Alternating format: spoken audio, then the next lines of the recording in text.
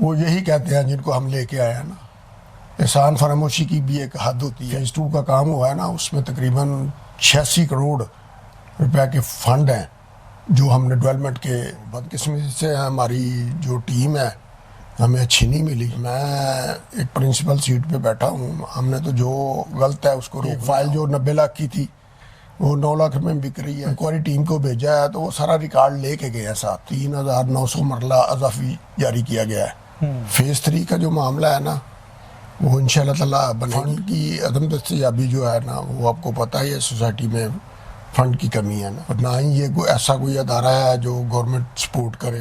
ہمارا مشن اور تھا، اس کا مشن اور ہے جو ہمیں قابل قبول نہیں تھا، اس لیے ہم اکٹھے نہیں چل سکے۔ جب ہم آئے تھے تو 8-10% کام تھا فیز 2 کا۔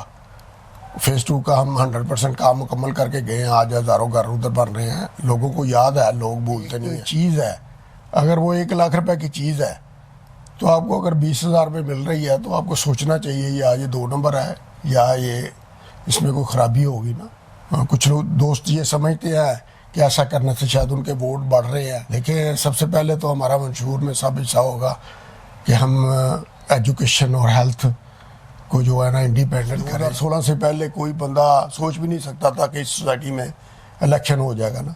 ہم نے الیکشن لڑا، ہم ہی جیتے، تینوں الیکشن ہم جیتے۔ میرے گروپ میں بھی، فاؤنڈر گروپ میں بھی، اگر کوئی بندہ آپ کو یہ سمجھ آئے کہ یہ بندہ اچھا نہیں ہے، اس نے کل کو وہی شرارتیں کرنی ہے اس گروپ میں جیت کے، تو بے شک اس کو ووٹ نہ دیں۔ ہم کہتے ہیں بندوں کو پہچان کے ووٹ، ہمیں اچھی ٹیم مل جائے گی نا۔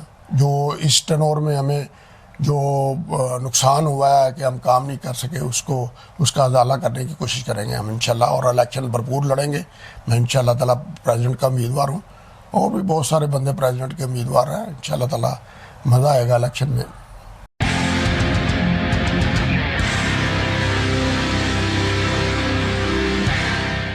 بسم اللہ الرحمن الرحیم، ایاک نعبد و ایاک نستعین۔ میں ہوں سید حسن جعفری اور آپ دیکھ رہے ہیں HJ ڈیجیٹل۔ آج میرے ساتھ مہمان ہیں جناب امجد سلیم بٹ صاحب۔ آپ DC کالونی برسر اقتدار فاؤنڈر گروپ کے روح رواں ہیں، اور اس کے ساتھ ساتھ DC کالونی ہاؤسنگ سوسائٹی کے پریزیڈنٹ بھی ہیں، اور آئندہ جو DC کالونی کا الیکشن آ رہا ہے اس میں ایک مرتبہ پھر آپ اپنے گروپ کی طرف سے امیدوار بھی ہیں۔ آج ہم ان سے DC کالونی ہاؤسنگ سوسائٹی میں بٹ صاحب کی زیر قیادت جو ترقیاتی کام ہوئے ہیں، جو اس کے علاوہ رہائشیوں کی سہولیات کے لیے جو اقدامات کیے گئے ہیں ان کے بارے میں بات کریں گے، اور ساتھ ساتھ اس وقت جو DC کالونی کے ایشوز ہیں اس کے اوپر بھی بات کریں گے اور ان کا موقف جاننے کی کوشش کریں گے۔ بٹ صاحب، آپ کا شکریہ، آپ نے مجھے وقت دیا۔ یہ بتائیے کہ DC کالونی ہاؤسنگ سوسائٹی میں جو اس وقت سب سے اہم ایشو آ رہا ہے وہ ہے فیز 3 کی ڈیولپمنٹ۔ فیز 3 کی ڈیولپمنٹ میں کیا رکاوٹ ہے، اور جو لوگ فائلیں لے چکے ہیں وہ چونکہ ظاہر ہے اپنے طور پہ ان کی پریشانی بالکل بجا ہے، تو اس حوالے سے آپ کیا کہنا چاہیں گے؟ ہر ابتدا سے پہلے، ہر انتہا کے بعد ذات نبی بلند ہے، ذات خدا کے بعد۔ بسم اللہ الرحمن الرحیم۔ جوہری صاحب، آپ کی مہربانی، آپ آئے ہیں میرے پاس میری باتیں سننے کے لیے، DC کالونی کی مفاد کے لیے میں آپ کا شکریہ ادا کرتا ہوں، آپ کی ٹیم کا بھی۔ فیز 3 کا جو معاملہ ہے نا وہ انشاءاللہ تعالیٰ بنے گی۔ فنڈ کی عدم دستیابی جو ہے نا، وہ آپ کو پتہ ہی ہے سوسائٹی میں فنڈ کی کمی ہے نا۔ فنڈ نہ ہونے کو ادھر یہ نہیں ہے کہ 1 کروڑ لگنا ہے یا 50 لاکھ لگنا ہے جو سوسائٹی بن جانی ہے، اربوں روپیہ ادھر چاہیے۔ اس کے لیے کوئی مناسب انتظامات نہیں ہو سکے اس دور میں۔ جب تک آپ کے پاس پیسہ نہیں ہے، اگر آپ کے پاس زمین ہے، آپ کے پاس 1 کنال کا پلاٹ ہے، آپ کے پاس پیسے نہ ہوں تو گھر تو نہیں بن سکتا نا۔ اور نہ ہی یہ کوئی ایسا کوئی ادارہ ہے جو گورنمنٹ سپورٹ کرے۔ گورنمنٹ کی طرف سے فنڈ تو نہیں آنے، فنڈ تو ہم نے خود ہی جنریٹ کرنے ہیں۔ تو بدقسمتی سے ہماری جو ٹیم ہے ہمیں اچھی نہیں ملی، جس سے اس ٹرن میں اتنے کام نہیں ہم کر سکے. یہ تو سب پرایاں ہیں، جو بات ماننے والی ہے وہ ہم مانتے ہیں. تو ان شاء اللہ تعالیٰ نیکسٹ ٹرن ابھی شروع ہونے والا ہے. ستمبر تک جو ہے نا ہمارا پیریڈ ہے. اس کے بعد ظاہر ہے الیکشن ہونے ہیں اور نئے جو رجیم آئے گی جس کو اللہ تعالیٰ عزت دے. بٹ صاحب یہ بتائیں کہ سیکٹری ڈی سی کالونی معظم علی ددراس صاحب، ان کے ساتھ ظاہر ہے کوآرڈینیشن کا سب سے بڑا ایشو رہا ہے اس جو ٹرنیور ہے اس کے اندر. آپ ایک ہی گروپ سے الیکٹ ہو کے آئے ہیں، تو کیوں نہیں کوئی ایسا سسٹم بن سکا کہ کوآرڈینیشن جو ہے اس کے تحت معاملات جو ہیں احسن طریقے سے حل ہو سکیں؟ سیکٹری کی سیٹ تو ہم نے ہی ان کو دی ہے، اور ظاہر ہے دوستوں سے مشاورت کی بعد ہی دی تھی. لیکن ہمارا مشن اور تھا، اس کا مشن اور ہے جو ہمیں قابل قبول نہیں تھا، اس لیے ہم اکٹھے نہیں چل سکے. تو اس کے حوالے سے چونکہ ابھی آپ دوبارہ پھر الیکشن میں جا رہے ہیں، ظاہر ہے جو رہائشی ہیں انہوں نے بھی سوال تو کرنا ہے کہ آپ نے جو ڈلیور ہے وہ کیوں نہیں کیا. تو بحیثیت گروپ کے جو فاؤنڈر گروپ ہے آپ کا، آپ ظاہر ہے اس کے سارا گروپ آپ کے گرد گھوم رہا ہے، تو اس میں جو رہائشی ہیں ان کو پھر کس طریقے سے آپ اپنی بات سنائیں گے اور مطمئن کریں گے؟ دیکھیے الیکشن آئے گا تو انشاءاللہ تعالیٰ ان کو بھی مطمئن کریں گے. دوستوں کو دوست ہمیں بھی جانتے ہیں، اللہ تعالیٰ بھی اوپر بیٹھا ہوا ہے، ہماری نیتوں کو جانتا ہے. ہمارا پہلا جو ٹرن ہے ہم نے کام کر کے دکھایا ہے. 16 سے 19 تک ہم رہے ہیں. جب ہم آئے تھے تو 8-10% کام تھا فیز 2 کا. فیز 2 کا ہم 100% کام مکمل کر کے گئے ہیں. آج ہزاروں گھر ادھر بن رہے ہیں. لوگوں کو یاد ہے، لوگ بھولتے نہیں ہیں. سب کو انسان جو بھی عہدے پہ آتا ہے نا، سب کو اس کی فطرت کا بھی پتہ ہوتا ہے، عادت کا بھی پتہ ہوتا ہے اور نیت کا بھی پتہ ہوتا ہے. نیئر اباؤٹ نا 100% نہیں کوئی جانتا تو 80% لوگوں کو سب کو پتہ ہے کہ کیا ہوا ہے، کس وجہ سے کام نہیں ہوئے، کس کی کیا نیت ہے، کیا میری نیت ہے، سب کو پتہ ہے. بٹ صاحب ایک معاملہ کافی عرصے سے یہ بھی زیر گردش ہے، بلکہ آپ کے جو سیکٹری فائنانس ہیں فاروق شیرہ شاہ صاحب، انہوں نے بھی ایک دو جگہ پر کہا ہے کہ جی فیز 3 میں بہت زیادہ فائلیں جو ہیں وہ جعلی فروخت ہوئی ہیں. تو بحیثیت پریزیڈنٹ اس بات کو جانچنے کے لیے آپ نے کیا اقدامات کیے ہیں؟ جعفر صاحب، میں نا تقریباً 2.5 سال پہلے سے رجسٹرار صاحب کو الٹیمیٹ کر رہا ہوں، ان کو درخواستیں دے رہا ہوں کہ یہ کام غلط ہو رہا ہے، جعلی فائلیں بک رہی ہیں. یہ آتے ہی شروع ہو گیا تھا کام نا، جب ہمارا ٹرن اوور شروع ہوا تھا نا 2-3 مہینے کے بعد شروع ہو گیا تھا کام. میرا تو کام یہ ہے، میں نے کسی کے ساتھ ڈنڈا لے کے تو نہیں کسی کو منع کرنا. میں ایک پرنسپل سیٹ پہ بیٹھا ہوں. ہم نے تو جو غلط ہے اس کو روکنا ہے اور لکھ کے ہماری اتھارٹی جو ہے رجسٹرار صاحب ہے، میں نے ادھر اطلاع ہی کرنی ہے کہ یہ کام غلط ہو رہا ہے. وہ تقریباً آج سے اگر حساب لگائیں تو 2.5 سال پہلے کی میں کوشش کر رہا ہوں.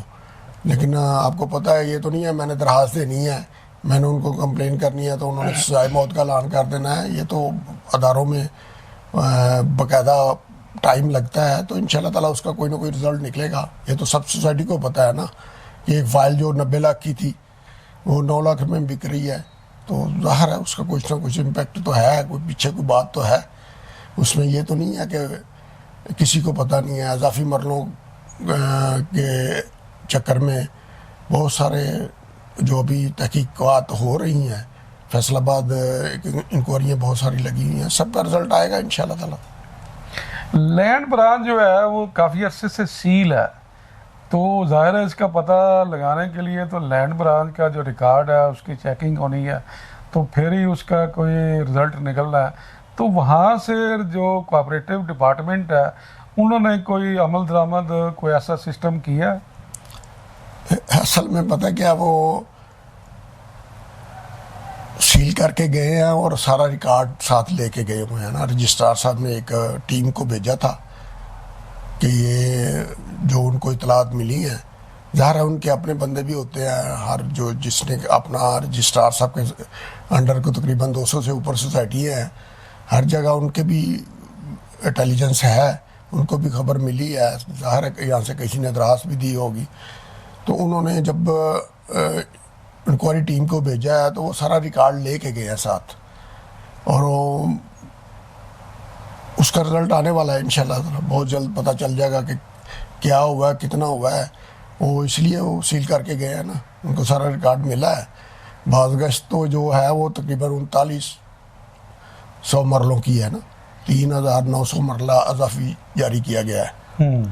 لیکن وہی بات ہے کہ سلو اسٹڈی ہوتی ہے، فوراً کسی کی شکایت پہ کسی کو سزائے موت تو نہیں دے دیتے نا، افسران نے بالا نے پوری تحقیق کر کے کرنا ہوتا ہے. تو وہ تحقیقات ہو رہی ہیں، قریب ہے اس کا رزلٹ آنے والا ہے.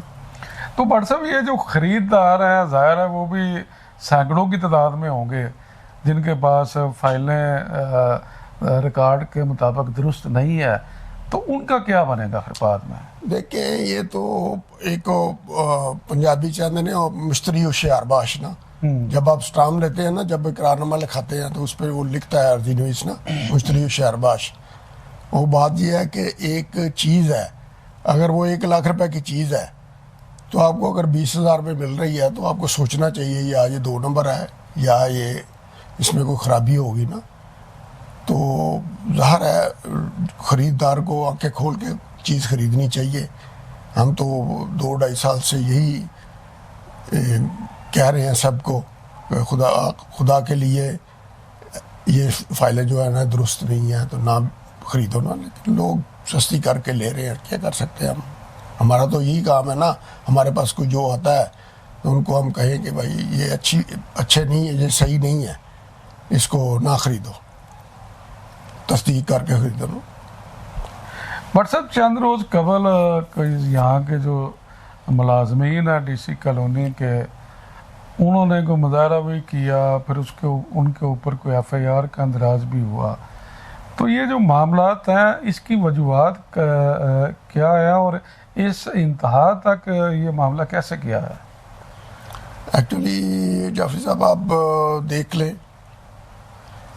لیں تقریباً 1.5 سال سے یہی روٹین ہے. ہم 15, 16, 17 کو تنخواہ دیتے ہیں نا، ظاہر 10 تاریخ تک ہمارے بل جو ہے وہ ڈیو ڈیٹ ہوتی ہے، اس پیسے اکٹھے ہونے میں آ جاتی ہے.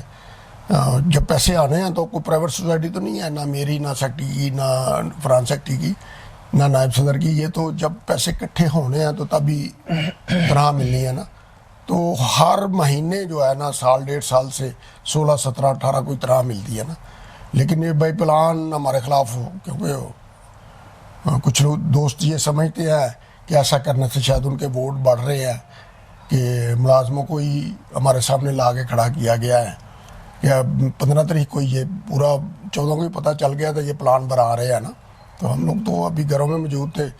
تو جو انہوں نے یہ کیا ہے، فروخ شیرہ صاحب بھی جو فران سیکٹری ہیں وہ بھی گھر میں نہیں تھے، ان کے گھر جا کے بد کلامی کی گئی ہے اور ان کی فیملی کو ہراساں کیا گیا ہے. ہمارے بھی یہ دفتر کے سامنے آگے بڑے نعرے بازی کی گئی ہے صرف فران سیکٹری اور صدر کی. حالانکہ سیکٹری صاحب نے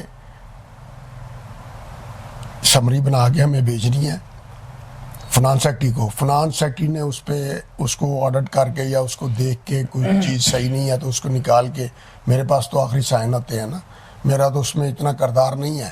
میرے پاس جب آنا ہے میں نے صرف سائن ہی کرنے ہیں نا، رسمی سی اس کو چیک کر کے تو سائن کرنے ہیں. لیکن یہ بائی پلان تھا سارا کچھ.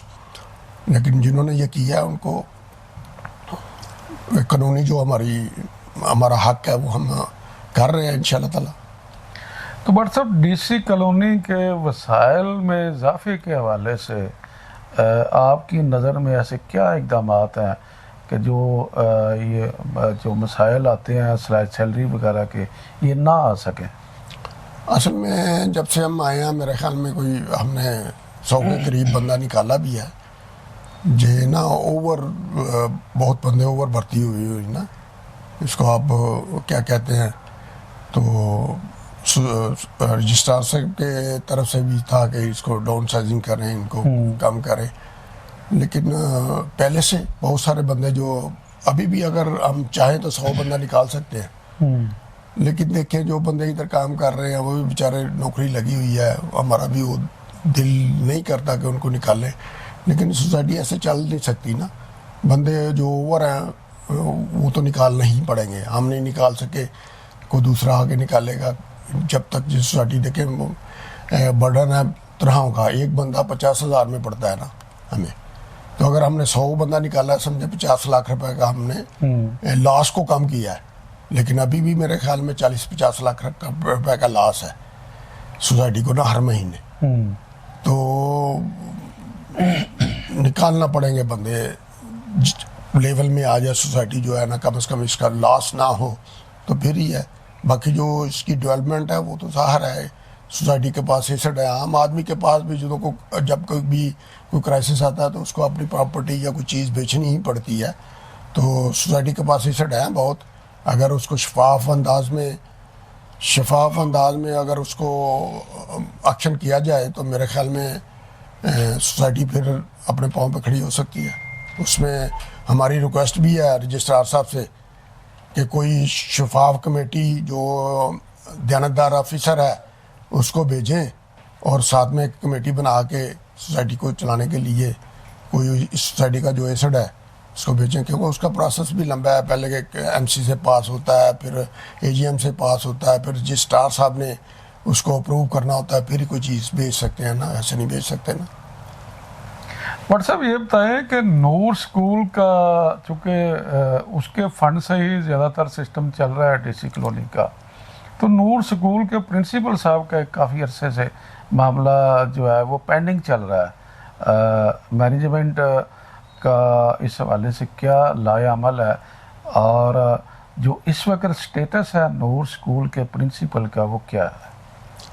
اصل میں جب سے یہ نور اسکول بنا ہے نا تب سے یہاں لیڈیز پرنسپل ہی رہی ہیں، تو تقریباً 92 ہمارے پاس سٹاف ہے جو فیمیل سٹاف ہے نا، اس اسکول میں میل پرنسپل نہیں رہ سکتا نا، اور پھر وہ چین اسموکر ہیں، ان کی بہت شکایت ہیں، اور انہوں نے پروسیس بھی مکمل نہیں کیا ہوا، خالی سیکٹری صاحب جو ہے نا وہ بندے نہیں رکھ سکتے، اکیلے سائنوں پہ ہم نے بہت سارے بندے نکالے ہوئے ہیں، جو پچھلے سیکٹری نے سنگل سائنوں سے بندے بھرتی کیے ہوئے تھے ان کو بھی ہم نے نکالا، تقریباً 42 بندے ہیں، تو ہر سیکٹری کے پاس ایک جیسے اختیارات ہیں، اس کے پاس کوئی زیادہ اختیارات نہیں ہے کہ یہ جو مرضی کرے تو اس کو قابل قبول ہوگا، اس کا پروسیس ہی مکمل نہیں ہوا۔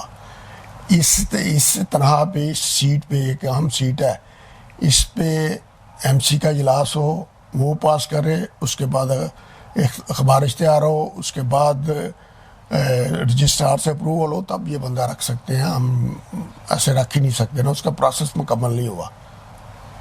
بٹ صاحب میجر انجم صاحب سوسائٹی کے رہائشی ہیں، وہ دعویٰ یہ کرتے ہیں کہ انہوں نے آپ سے بھی بات کی اس حوالے سے اور سیکٹری صاحب سے بھی بات کی، تو دونوں کی رضامندی سے جو پرنسپل صاحب ہیں ان کا تقرر ہوا ہے، تو اس کیا یہ درست ہے؟ میجر انجم صاحب ہمارے قریبی عزیز بھی ہیں اور ہمارے دوست بھی ہیں، اختلافات ہو جاتے ہیں، لیکن دیکھیں ہمارے پاس ایک نا ایڈمنسٹریٹر ادھر رکھا ہوا تھا اسکول میں، جی وہ بھی ریزائن کر کے چلا گیا ہے، ادھر زیادہ لیڈیز ٹیچر ہیں، وہاں ہراسمنٹ کے آگے پہلے کیس ہوا ہے، وہ خود ہی بندہ ریزائن کر کے گیا تھا، وہاں ایسا بندہ جو سگریٹ کو بجھاتا ہی نہیں ہے، چین اسموکر ہے، وہ ادھر نہیں رہ سکتا نا، یہ میں اکیلا کچھ نہیں کر سکتا، نہ ہی سیکٹری کر سکتا ہے، یہ پوری باڈی جو ہماری 15 بندے ہیں، ہم سب کی رائے کے ساتھ ہی ہوتا ہے، کوئی بھی بندہ اس کو رکھنے کے لیے تیار نہیں ہے، میں اکیلا فیصلہ نہیں کر سکتا، لیکن کوئی ضروری تو نہیں ہے ہم نے میجر صاحب کے کہنے پہ ہی بندے رکھنے ہیں، ایسی تو کوئی بات نہیں ہے، بھائی ہیں ہمارے، اختلاف ہے، اچھی تقریر کر لیتے ہیں، لیکن ہم نے کبھی بھی ان کی بات کا جواب نہیں دیا، کوئی بات نہیں، اختلافات تو ہو جاتے ہیں، سکے بھائیوں میں ہو جاتے ہیں، اگر وہ میرے خلاف کوئی تقریریں کر رہے ہیں تو اچھی تقریر کر لیتے ہیں، میں کہتا ہوں اچھی تقریر ہے۔ बट साहब आइंदा आप इलेक्शन में जा रहे हैं तो क्या मंशूर आप देंगे रिहायशियों को, इस हवाले से बताइएगा। मंशूर तो असल में देखें, हम जब इलेक्शन शुरू होगा हम मंशूर भी अपना बनाएंगे। ज़ाहिर सोसाइटी को यही कहना है कि सोसाइटी को कैसे चलाना है। देखिए, सबसे पहले तो हमारा मंशूर में सब हिस्सा होगा कि हम एजुकेशन और हेल्थ को जो है ना इंडिपेंडेंट करें। सोसाइटी के बहुत सारे इधर एजुकेशन मास्टर जो है ना, यानी एजुकेशन के जो एक्सपर्ट है, हमारे पास रिटायर एक पूरी टीम है जो मैं अपनी कोशिश के बावजूद उनको सरगर्म नहीं कर सका। अगर उनका एक बोर्ड बना दिया जाए तो स्कूल उनके अंडर चले, मेरा तो ये नज़रिया है, इंशाल्लाह ताला ऐसा ही होगा। और हेल्थ, हमारे पास बहुत सारे डॉक्टर हैं जो मुफ्त में खिदमत पेश करने को तैयार हैं, लेकिन हम उनसे भी फ़ायदा नहीं ले सके। ये हमारी, आपको पता ही है, जब हम एक पेज पे नहीं होंगे तो जो काम मैंने करना है उसने उन्हें नहीं देना, तो यही रुकावट है। तो इंशाल्लाह ताला हम नेक्स्ट, अल्लाह से भी दुआ है और हमारी कोशिश भी होगी कि आगे टीम अच्छी बन जाए हमारे साथ। अच्छा बट साहब, फाउंडर ग्रुप को रिहायशियों ने वोट दिया, कामयाब कराया, सारे कलीदी होते भी तकरीबन फाउंडर ग्रुप को ही मिले हैं। अब वो आगे जाके सेटअप आपकी अंडरस्टैंडिंग नहीं रही सेक्रेटरी साहब से, तो मामला को बेहतर ना हो सके। अब जब आप दोबारा इलेक्शन में जाते हैं, फाउंडर ग्रुप दोबारा फिर वोट मांगता है, तो ये कैसे तयन हो सकता है कि दोबारा फिर कोई आपके ग्रुप के अंदर से ही कोई इख्तलाफ ना हो जाए? ऐसी कोई बात नहीं। जो यूनिटी ग्रुप है ना, उस पर भी मोस्टली बंदे जो है ना वो फाउंडर ग्रुप से गए हुए हैं जी। तो मेन दो ही ग्रुप हैं, इधर यूनिटी ग्रुप है और फाउंडर ग्रुप है ना। बाकी जो भी ग्रुप बनेगा ना, इंशाल्लाह वो पूरे बंदे भी पूरे नहीं होंगे। जैसे पहले पासवान ग्रुप के ने 15 बंदे भी खड़े भी नहीं कर सके थे ना। तो देखिए, अल्लाह ताला जिसको इज्जत दे, कोशिश तो हर बंदा जीता हुआ, हारने के लिए तो कोई भी नहीं इलेक्शन लड़ता ना। तो ठीक है, अल्लाह जिसको इज्जत देगा। पहले भी हमने 3 इलेक्शन लड़े हैं, हमने ही इलेक्शन शुरू किया है। 2016 से पहले कोई बंदा सोच भी नहीं सकता था कि इस सोसाइटी में इलेक्शन हो जाएगा ना। हमने इलेक्शन लड़ा, हम ही जीते, तीनों इलेक्शन हम जीते। बदकिस्मती से पिछले जो टर्नओवर था हमें सीट पे नहीं बैठने दिया, लेकिन कोई बात नहीं। हम ये सब अल्लाह की मर्ज़ी से, वो कहते हैं कि अल्लाह की मर्ज़ी के बगैर पत्ता भी नहीं हिलता। हमें नहीं बैठने दिया, हम साइड पे हो गए। हमने कोई ना एहतजाज किया अपने, हम जो हमारा प्राइवेट दफ्तर है, हम 3 साल इधर हार के भी हमें सीट पे नहीं जब बैठने दिया, तो फिर भी हम इधर रहे हैं, अवाम में ही रहे हैं। 10 साल से हम ये सिलसिला चल रहा है, हम अवाम में हैं हर वक्त। 24 आवर हमारा ये दफ्तर खुला है, सब लोग इसको इस्तेमाल करते हैं।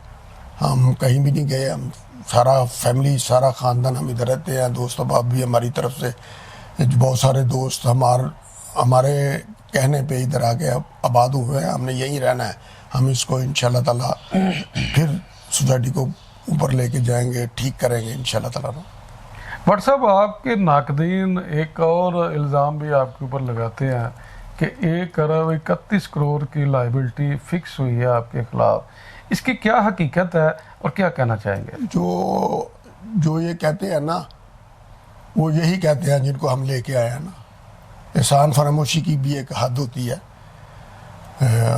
और जो बदतमीज़ी है ना, वो भी कहते हैं तमीज़ किसी यूनिवर्सिटी में नहीं सिखाई जाती ना। हाँ, वो घर से ही तालीम होती है। जो बदतमीज़ बंदा होता है ना, वो ये नहीं है उसने PhD भी की होगी तो वो बदतमीज़ ही रहेगा ना। तो एहसान फरामोशी है, ये वही लोग कह रहे हैं जिनको हम लेके आए हैं ना। लेकिन कोई बात नहीं, वो जो फेज़ 2 का काम हुआ है ना, उसमें तकरीबन 86 करोड़ रुपए के फंड हैं जो हमने डेवलपमेंट के जारी किए हुए हैं ना जी। हाँ, ऐसी कोई बात नहीं। उसमें मेन जो हमारे ऊपर ब्लेम है ना, मैं अकेला नहीं, उसमें सेक्रेटरी है मेरे साथ वकास कोकर, उसमें लैंड ब्रांच के एक मेंबर हैं जो वो लैंड ब्रांच के इंचार्ज थे, जुल्फर चीमा साहब। उसके बाद एक फाइनेंस सेक्रेटरी का भी नाम है शाहजहान बड़ाई साहब का। हम 4-5 बंदे हैं उसमें जो हमारे ऊपर ये एलिगेशन है। असल में मेरा सेक्रेटरी उस वक्त वकास कोकर सस्पेंड हुआ था تو ہائی کورٹ سے جا کے بحال ہوا. انہوں نے کہا تھا کہ ہائی کورٹ نے لکھا تھا کہ day by day to day affair جو ہے نا چلانے ہیں. تو ہم لوگ کیونکہ فیز 2 کا کام چل رہا تھا, تو اگر ہم ڈے ٹو ڈے یہ ڈیولپمنٹ کے بل نہ دیتے تو سوسائٹی ابھی تک بھی نہیں بن سکتی تھی نا. تو وہ ہمارے پہ وہ بلیم ہے. ایکچولی وہ کیس یہ تھا کہ ہائی کورٹ کی ہم نے اگر وائلیشن کی ہے تو ہائی کورٹ میں کیس ہونا تھا کہ ہائی کورٹ کوئی ہم پہ وہ کرتی نا کہ کیا کہتے ہیں کورٹ آف کنٹیمپٹ کا کیس تھا. لیکن وہ مل ملا کے بہرحال آپ کو پتہ ہی ہے جو ملک اشفاق صاحب ہیں کہ جو ان کا جا کے ادارے میں پوچھیں کہ ان کی ریپوٹیشن کیسی ہے, اس نے کیا کیا ہے, پورے ڈپارٹمنٹ کو پتہ ہے کہ کیا ہوا کیا نہیں. ہائی کورٹ میں کیس چل رہا ہے, ہمیں کوئی نہیں, انشاءاللہ تعالیٰ ہم اس میں کلیئر ہوں گے. اللہ تعالیٰ ہماری نیتوں کو جانتا ہے. ہم نے جو کام کیے ہیں وہ بھی سب کے سامنے ہے. وہی کام ہے جو فیز 2 بنا ہوا ہے. آپ جا کے دیکھیں ابھی ہزاروں گھر بن رہے ہیں نا ادھر, اور لوگ ادھر یہ فیز 1 سے زیادہ ادھر رہائشیں آ گئی ہوئی ہیں. وہی بل ہیں جو ہم نے دیے ہوئے ہیں نا. بحیثیت پریزیڈنٹ آئندہ الیکشن کے حوالے سے ڈی سی کالونی کے رہائشیوں کو کیا میسج دینا چاہیں گے؟ دیکھیں, میں رہائشیوں کو یہ میسج دیتا ہوں کہ میرے گروپ میں بھی, فاؤنڈر گروپ میں بھی, اگر کوئی بندہ آپ کو یہ سمجھ آئے کہ یہ بندہ اچھا نہیں ہے, اس نے کل کو وہی شرارتیں کرنی ہیں اس گروپ میں جیت کے, تو بے شک اس کو ووٹ نہ دیں. ہم کہتے ہیں بندوں کو پہچان کے ووٹ دینا. ہمارے گروپ میں ہو یا کسی دوسرے گروپ میں ہو, اللہ نے عزت دینی ہے جس کو دینی ہے نا. یہ گڈ لک ہوتی ہے انسان کی اللہ کی طرف سے کہ کوئی بندہ آگے سیٹ پہ بیٹھ جاتا ہے نا.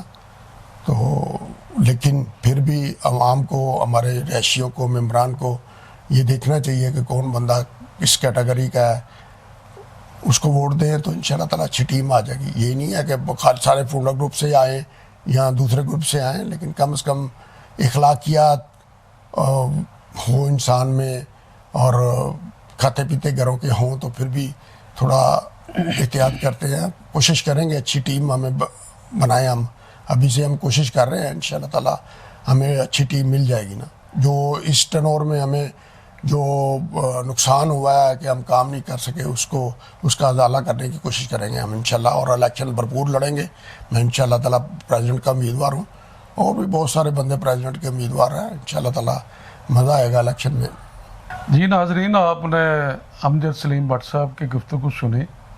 امجد سلیم بٹ صاحب نے مختلف جو معاملات ہیں اس کے بارے میں کھل کر اپنی رائے کا اظہار کیا ہے.